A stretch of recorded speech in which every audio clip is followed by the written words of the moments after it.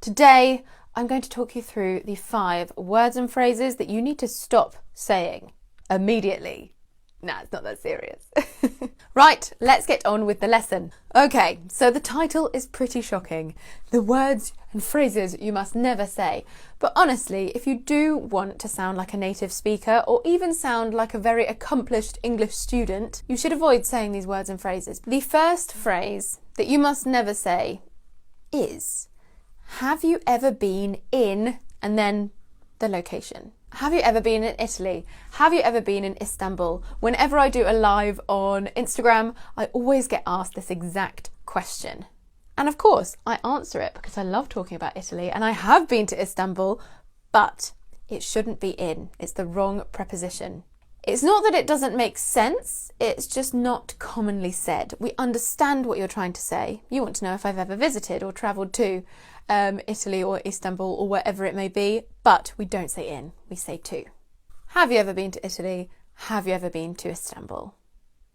So yes, really watch out for that one. Number 2, this is another comment I get a lot on Instagram, especially when I upload photos with my boyfriend. They ask me, is he your husband? Are you married? Are you married with Will? And although it makes sense and we understand what you're saying, married with a person isn't correct. It should be married to. It's weird when you think about it. You should be married with someone, not to. That sounds too formal. But we say, I am married to my husband. Now, this is why. If we're using with, I am married with my husband, what if I say, I am married with kids? That sounds like I am in a marriage with some children.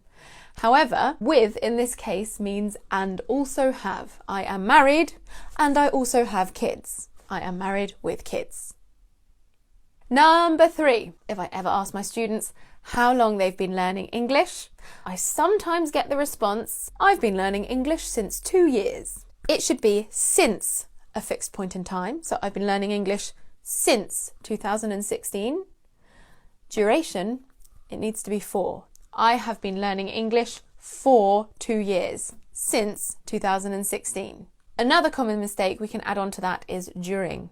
I know in some languages like Spanish you would say durante 2 años, but it doesn't work in English. I wouldn't say I've been learning English during 2 years. Doesn't work. For. And talking about for, let's move on to number 4. Teacher. It actually makes me sad to talk about this one because I think it's so sweet and cute. But students will often address me as Teacher Lucy. Like, hey Teacher Lucy, how are you?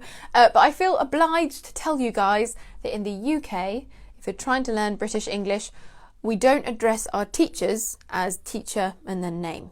Now, I'm not saying don't ever say this because obviously in your own country, it might be very rude not to address your teacher as Teacher Mary, Teacher Mohammed. In a school environment, we would say Miss, Mrs, Mr or Ms. Ms is if a woman doesn't want to disclose if she's married or not, and then the surname, or if they've got specific qualifications, Professor or Doctor.